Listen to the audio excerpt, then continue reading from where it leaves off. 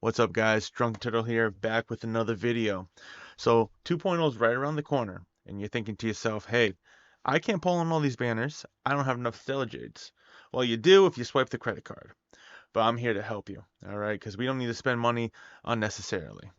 So today we're going to go over what's in the banner, who to pull for, what they can be good for, and if they're good for you.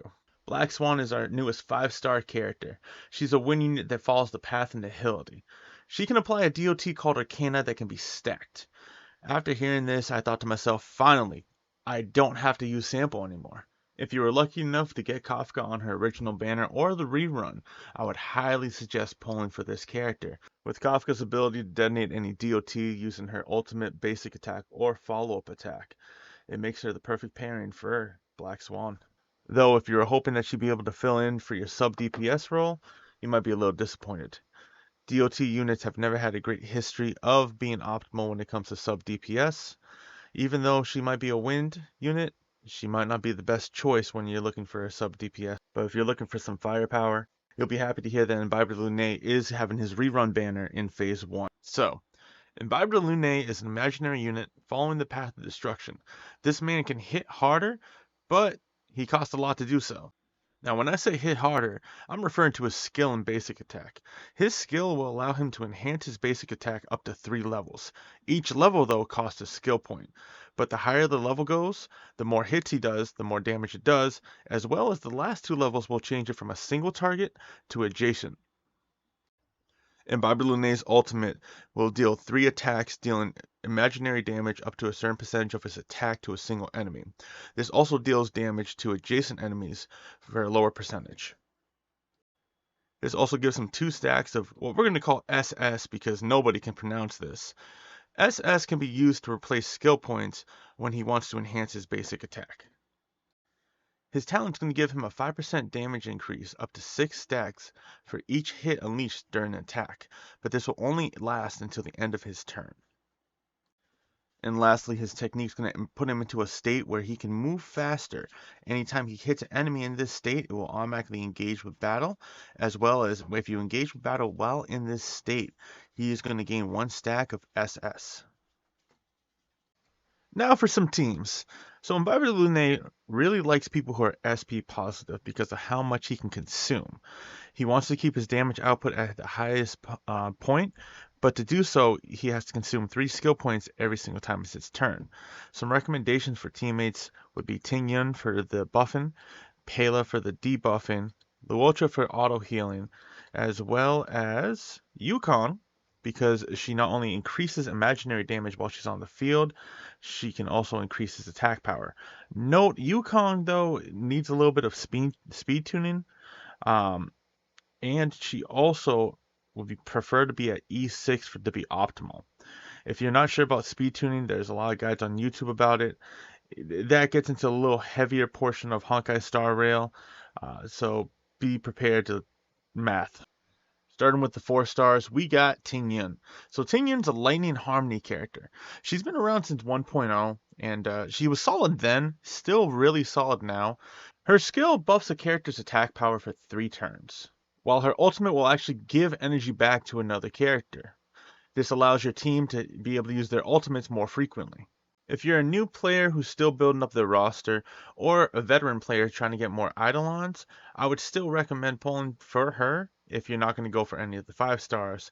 She's still very solid, she will be in the future. Next 4-star we'll talk about today is Gwynaifen.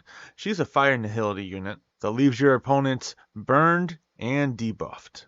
So her skill deals fire damage to a single target as well as a lower percentage of damage to adjacent targets.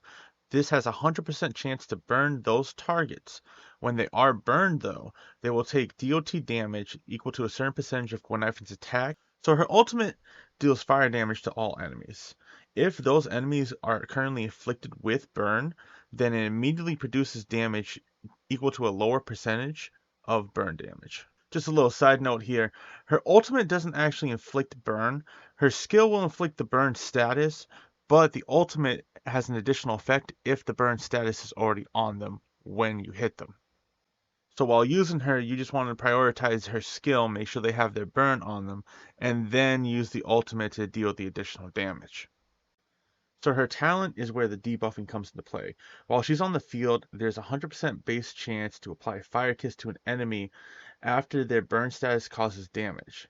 The Fire Kiss will increase the damage the opponent takes, and this lasts for about 3 turns, and it can be stacked up to 3 times.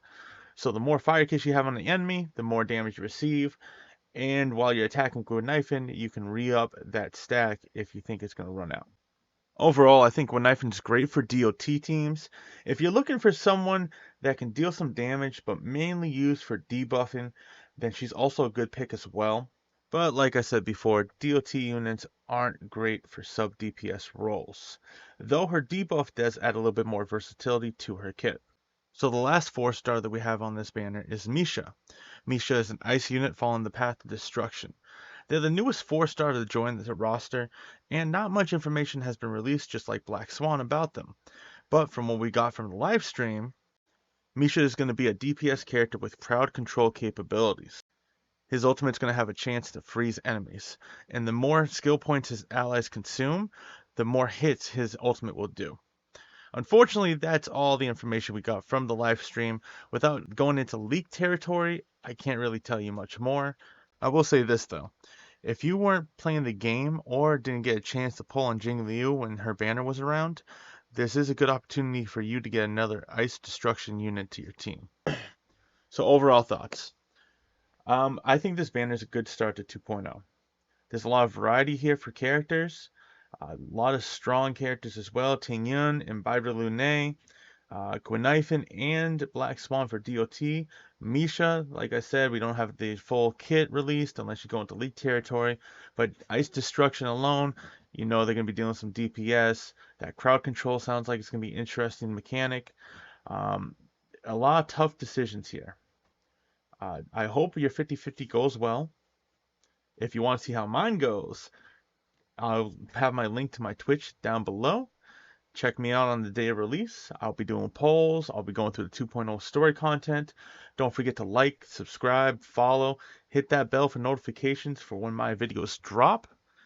It's been a pleasure. I'll catch you later.